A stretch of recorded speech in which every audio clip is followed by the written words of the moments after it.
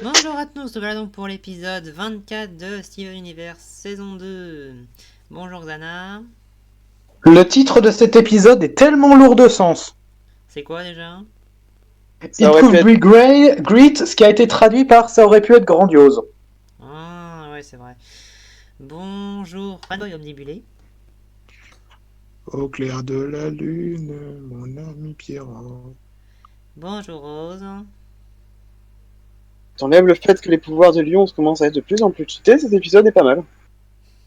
Ah là ça aurait pu être grandiose, mais non c'est pas vraiment l'interprétation que vous pouvez en penser que j'en pense. Fanboy Omnibulé, à vous. Pourquoi c'est moi qui commence? Ça peut pas être celle-là. À vous. Vas-y, commence. Bon, bah j'ai beaucoup aimé cet épisode. C'est donc, alors déjà ça commence bien avec une chanson, avec la chanson. Je me souviens plus trop de son titre, mais elle est quand même très sympa à regarder. Je veux dire, très sympa à entendre et elle a l'air plutôt mémorable. Et donc,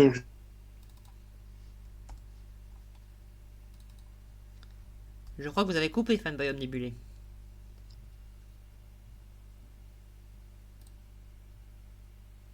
Allô? C'est à mon tour. Désolé, il y a mon micro qui a coupé. Bref, alors cet épisode commence par l'IGEM qui se pose après une journée de travail visiblement, et où il y a Péridot qui est en mode mais qu'est-ce que vous faites? Il faut qu'on arrête, il faut qu'on termine la foreuse, qu'on arrête le cluster, machin truc. Et il y a Steven qui la détend en lui faisant découvrir un peu la musique. Donc il y a une séquence un peu mignonnette où Péridot essaye de trouver du sens à la musique elle-même. J'avoue, c'était plutôt bien ce passage-là. Et où elle dit aux gemmes non mais vous êtes tarés, mais bon moi je le suis peut-être un peu aussi, voilà. Et du coup ce qui se passe c'est que ils finissent par terminer la foreuse, mais Péridot se rend compte d'un truc, c'est qu'ils n'ont pas les coordonnées exactes du cluster. Parce qu'elles étaient pas dans le kindergarten. D'accord. Et du coup, Pearl se dit que le seul endroit qui pourrait abriter ces coordonnées-là, ce serait une base des gemmes sur la Lune, enfin une base toute particulière. Parce que c'est un peu une base sur des diamants, quoi. Et donc, du coup, comme il n'y a pas de téléporteur pour s'y rendre, ils utilisent Lion, qui prend bien son temps au début. Au début, ils semblent pas trop chauds. D'accord, pourquoi pas. Et finalement, donc, ils s'y rendent là-bas et ils arrivent dans une espèce de salle, donc gravité lunaire, machin. Donc on voit Steven qui s'amuse avec la gravité lunaire, Améthyste qui essaye mais qui arrive pas parce que comme le dit Peridot, c'est des gemmes combattantes, c'est des gemmes c'est une race qui sont censées coloniser des planètes. Donc du coup, leur métabolisme font qu'ils s'adaptent à la gravité automatiquement. D'accord, pourquoi pas. Et en fait, dans la salle où ils sont, il y a différentes représentations. Alors, et Peridot en présente deux. Il présente la première qui est Blue Diamond, donc qu'on avait déjà vu avant. Enfin vu, faut le dire vite. Qu'on avait vu dans le flashback de Garnet, dans le flashback de Madame Irma. Voilà. Faut le dire vite quand même. Vu, faut le dire vite. Hein. Ouais. Et l'autre qui est Yellow Diamond, donc la supérieure directe de Peridot a priori, que c'est elle qui dirige plus ou moins tout avec Blue Diamond. Et donc Peridot fouille un peu la salle et elle active un mécanisme qui crée un espèce d'escalier en colimaçon qui les fait monter. Donc ils montent à l'étage supérieur et on les voit passer devant une autre gravure qui elle n'a pas été présentée, mais au vu de la couleur, je pense que ça doit être une certaine White Diamond. Voilà. Parce que Blue Diamond avait une gravure bleue, Yellow Diamond avait une gravure jaune, et sur le symbole par terre, et il y avait un symbole par terre avec un carré, avec un losange rose, donc il doit y avoir un Pink Diamond dans le coin aussi. Bref, voilà, c'est ça. Donc, il continue de grimper jusqu'à arriver à la salle de contrôle, où Peridot farfouille un peu ce qui se passe, c'est que Peridot regarde un peu comment ça se passe, elle cherche à activer l'ordinateur, entre guillemets, et c'est Steven qui le fait en s'appuyant sur en utilisant un bouton qui est sur le siège, qui est sur un espèce de gros trône qui sert au diamant. Donc il y a Peridot qui est là, non, t'assois pas dessus, c'est pour les diamants et tout ça. Et Steven qui répond, ouais bah ils sont pas là. Et on voit Peridot qui rigole en s'asseyant dessus, en mode je marche sur les plates-bandes des diamants, voilà. J'avoue, j'aime beaucoup les réactions de Peridot, hein. J'aime toujours autant ses réactions à celle-là. Et du coup, ce qui se passe, c'est qu'ils activent l'ordinateur et du coup, Peridot recherche la localisation du cluster à l'intérieur. Elle finit par le trouver et elle dit bon, il n'y a plus qu'à insérer les bonnes coordonnées dans la foreuse. Et après, au moment où ils partent, il y a Steven qui veut un peu explorer un peu ce qu'il y a dans les fichiers et tout ça. Donc Peridot lui montre et lui montre ce que serait devenu le projet initial de la Terre. Donc avec des portails partout, des kindergarten partout, plein d'installations de gemmes machin, en mode ouais, ça aurait pu être une super colonie, on aurait pu prospérer machin truc. Et les autres gemmes qui sont en mode non. Si Rose Quartz croyait qu'il fallait préserver toute vie et ce projet aurait détruit toute vie. Et il y a Peridot qui s'emporte en disant non mais votre Rose Quartz là, si elle voulait protéger la Terre, je suis désolé mais elle a fait un boulot de merde parce que sans elle on n'aurait pas eu le cluster. Donc ce qui veut dire que lorsque Peridot parlait de colonie, que la Terre était devenue une colonie non viable, c'était parce qu'ils étaient gênés par la résistance de Rose Quartz, en fait. D'accord. Et du coup, Peridot dit non mais sans votre résistance là, il n'y aurait pas eu le cluster. Donc merci Rose Quartz, t'as juste condamné la Terre. Oui, enfin, il n'y aurait plus de Terre telle qu'elle est censée être aussi. Hein. Donc, voilà, mais après, elle veut dire qu'il n'y aurait plus de Terre. Ce que je pense qu'elle veut dire par là, c'est que la Terre, là, elle aurait été détruite, mais elle aurait été détruite juste pour un cluster. Là où, dans le projet de base, l'humanité aurait détruite, mais la Terre n'aurait pas été détruite, elle. Elle aurait été juste reformatée. Là où, à cause de ce qu'a fait Rose Quartz, du point de vue de Peridot, au final, ça revient au même. Ça revient au même. Ça revient au même. Ouais, attends, je vais finir ma partie, je pense qu'il vaut mieux que ce soit moi qui le dise, ça serait plus marrant. Et donc du coup les autres sont pas très joyeuses d'entendre ça. Donc elle menace un peu Peridot en mode maintenant tu te tais et maintenant on se casse. Voilà, on a ce qu'on est venu chercher, on se casse. Et au final Steven dit à Peridot non mais ce que tu dis, elle ne le voit pas forcément comme ça quoi. Et donc du coup ce qui se passe c'est qu'ils finissent par partir. Mais juste avant ça Peridot chope un espèce de communicateur. Ou alors c'est un communicateur, je sais pas, c'était un truc qui était sur le siège du Diamond, je sais plus ce que c'était exactement. On l'a pas dit, ils ont juste dit, touche pas à ça. Ouais, je sais pas ce que c'était ce truc. Un losange. Et du coup, ce qui se passe, c'est que Steven la voit prendre ce truc, mais ne dit rien. Voilà. Enfin, il dit rien pour le moment. Hein. Ouais. Oui, on voit qu'il se méfie quand même. Donc, du coup, c'est un épisode plutôt intéressant. C'est du world building concernant les gemmes. On voit à peu près comment ça se passe, c'est quoi la hiérarchie des diamonds entre guillemets. On voit combien ils sont. Enfin, on en a aperçu 3, mais a priori il serait 4. C'est sous-entendu qu'il serait 4. Et on voit un peu ce que la Terre était censée devenir avant que Rose Quartz ne foute la merde entre guillemets. Et ce qu'elle était censée devenir après que Rose Quartz ait foutu la merde. Donc, du coup, épisode sympa, honnêtement, très sympa, qui re-questionne un peu les actes de Rose Quartz, pour le coup. Et, j'aime bien. Je crois que la question, elle est vite répondue. Quoi ? Je crois que la question, elle est vite répondue. Donc, j'ai pas très envie de voir la Terre devenir une cyberthrombis. Et honnêtement, non, c'est un épisode sympa. Je vais pas lui mettre de pouce vert, mais non, ça va. Honnêtement, ça va. Ce sera tout pour moi. Ok. Bon, alors, la parole à notre cher Grégoire. Donc, pour cet épisode d'aujourd'hui, alors, qu'est-ce qu'on a eu ? On a découvert une colonie de lumière lunaire utilisée par les par les Hermes Diamond, qui représentent donc la plus grosse autorité du Homeworld. On a aussi découvert un de leurs... comment on appelle ça, une de leurs interfaces de contrôle sur la Lune également, qui nous a appris la position du cluster. On se rapproche donc petit à petit du saison finale. Mais on a aussi continué, même si elle n'est toujours pas achevée, l'intégration de Péridot au sein des armes de cristal. Et on a découvert aussi qu'à la base, la Terre devait donc être totalement terraformée pour créer une colonie de Zermes. Et donc en empêchant la création de cette colonie, Péridot fait remarquer que les Hermes de cristal n'ont pas vraiment sauvé la Terre, et que ont empêché la construction d'une colonie qui aurait aidé leur empire, et que en fait elles n'ont pas vraiment sauvé la Terre puisque le cluster est encore là et qui va bientôt la détruire. Et cela énerve un peu les Hermes, surtout Garnet, et heureusement que Timon était là, parce que sinon, je crois que Péridot serait refini dans un cristal.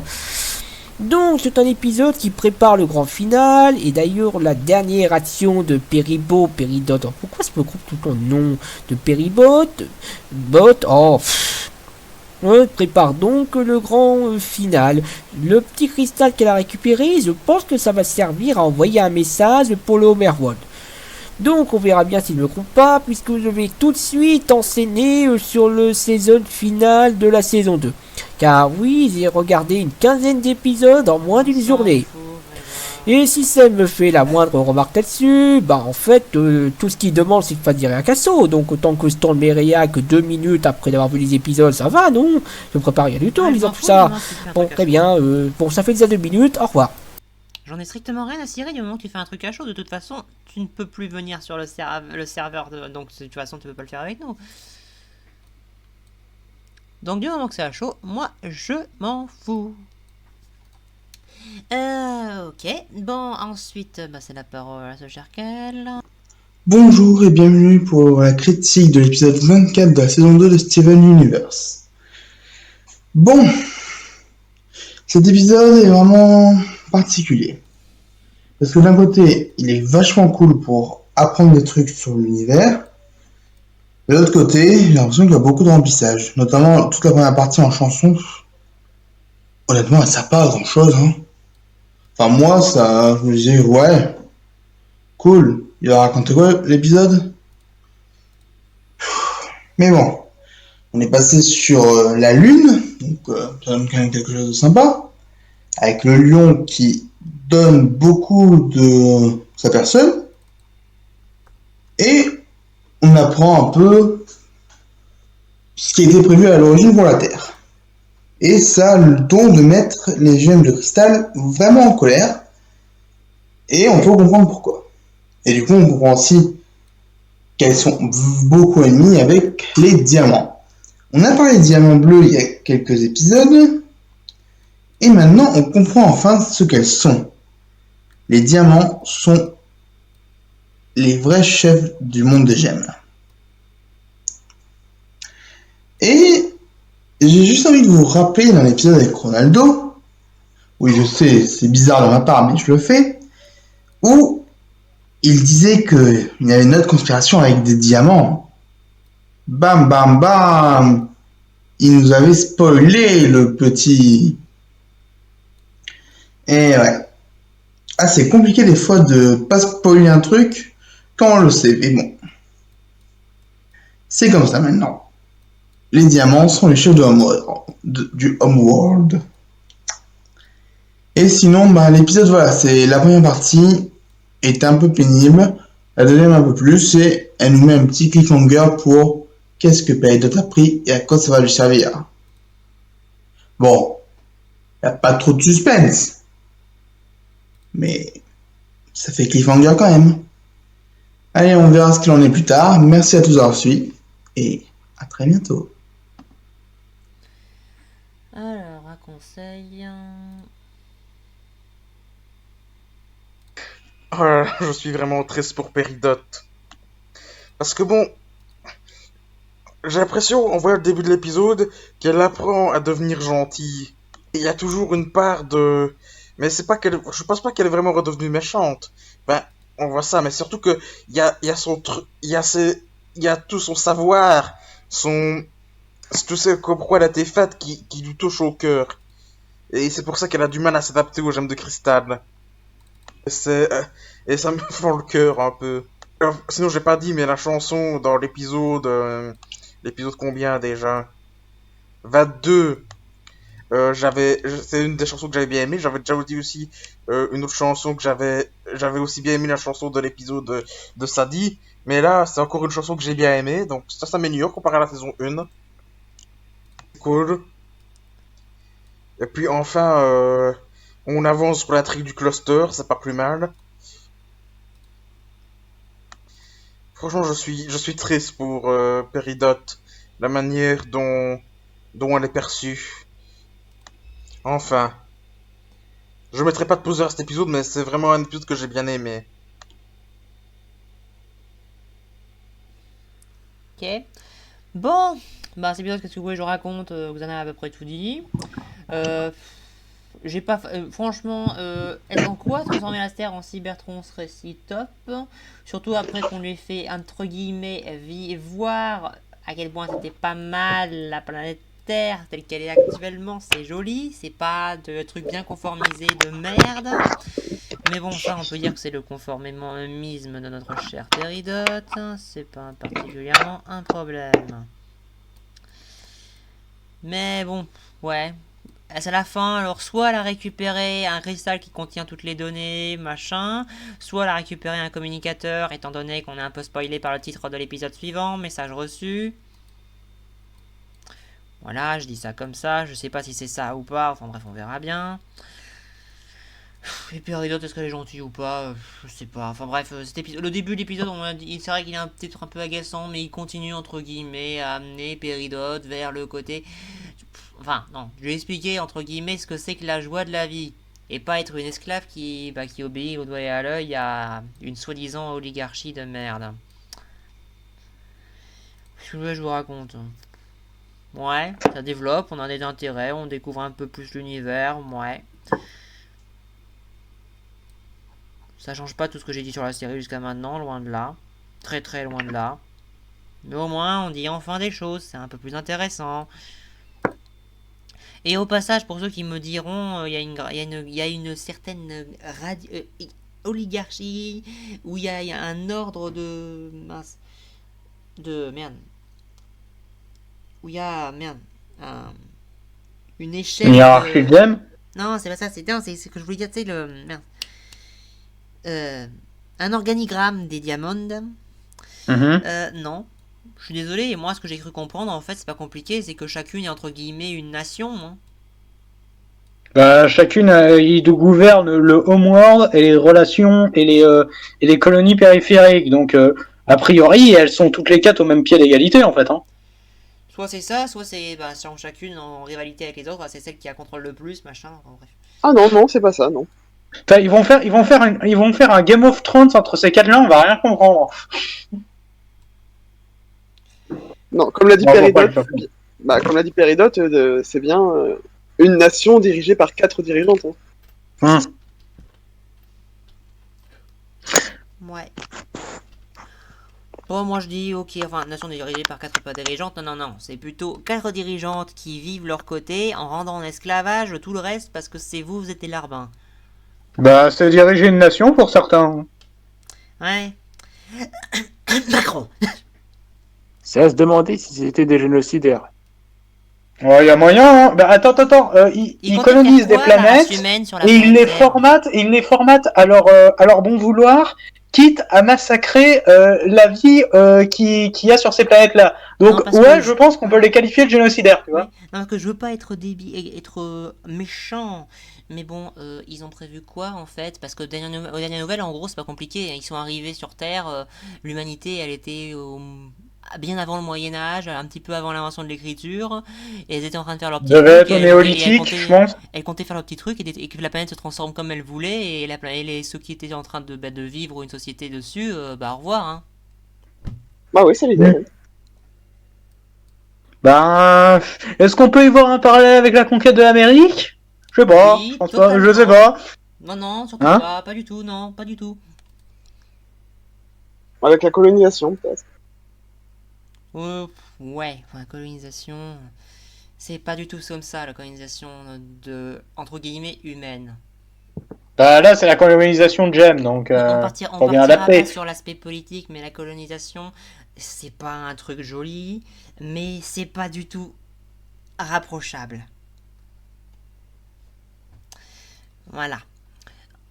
Enfin bref, je crois qu'on a à peu près tout dit, enfin à moins que vous ayez des trucs à rajouter, parce que moi personnellement j'ai trop rien à rajouter. Hein.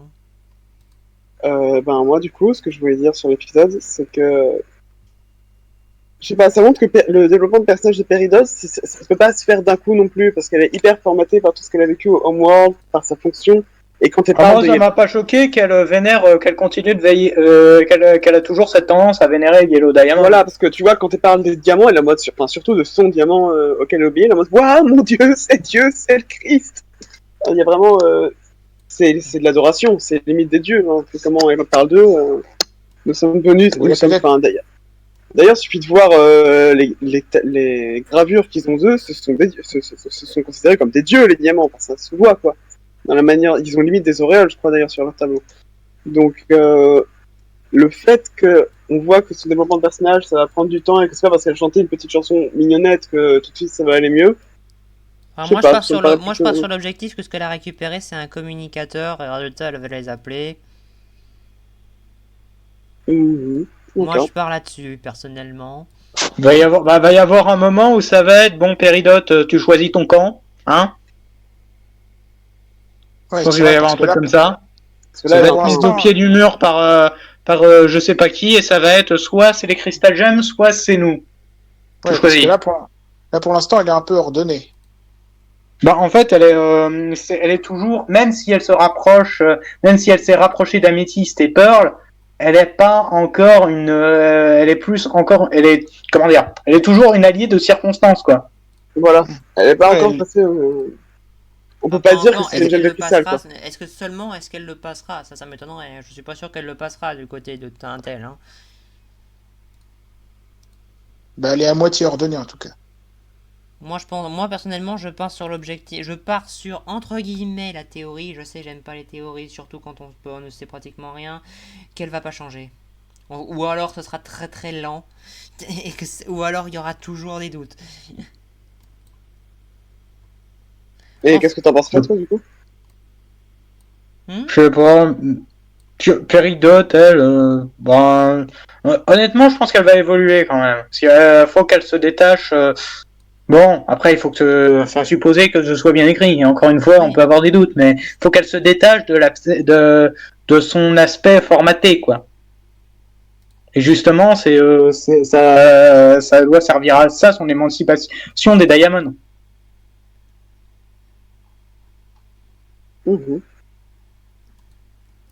Non, honnêtement, je suis curieux de voir la suite, voilà, pour le coup. Ouais, mais n'empêche que ça change pas que c'est de la merde le début et tout le reste, au moins la moitié. Oh non, mais moi je maintiens un truc que j'ai dit dans différents débats et tout ça. Dans une histoire, dans une série, si t'as un truc à raconter, tu le racontes, tu fais pas poireauter avec des non, parce que parce que voilà, en précisant quand même qu'on a 5 saisons de 5 saisons donc alors il y en a 4 de 25, donc ça fait 200, donc 250 épisodes. S'il faut attendre le 75e pour avoir un truc qui commence, je suis désolé, mais non, fuck you. Et puis surtout que plus le temps passe, moins on est tolérant à l'erreur, quoi. Et surtout, c'est pas qu'on est moins tolérant à l'erreur, enfin si, carrément d'ailleurs, mais c'est surtout que plus le temps passe, plus vu qu'une série, comme je vais le répéter pour la énième fois, est censée t'accrocher et te donner envie de voir la suite, plus les gens ils se barrent. Non mais moi je me pose toujours la question imaginons, Steven Universe, il n'y a qu'une seule saison, comment tu peux te dire il y a que les admettons, il y a que les 26 premiers épisodes, le 27 n'est pas encore sorti. Comment tu peux te poser la question est-ce que j'ai envie de continuer ou pas? Moi je continue pas. Mais alors clairement, de toute façon, moi personnellement, il n'y aurait pas eu les critiques, j'aurais arrêté au 4e, alors de toute façon. Parce que je me demande un truc, c'est que si c'était une série qui était sortie genre un épisode par semaine, ça aurait jamais tenu. Ça, j'en sais rien. Dans Bon, les, c'est dans sorti. les formats Tiens, d'aujourd'hui, genre Netflix demandons qui à- nous sort un attends, épisode attends, par demandons à semaine, l'expert machin, Oz. je suis pas sûr que ça aurait tenu. Hein. Quand ça s'est passé la diffusion, Oz, c'était à quel rythme?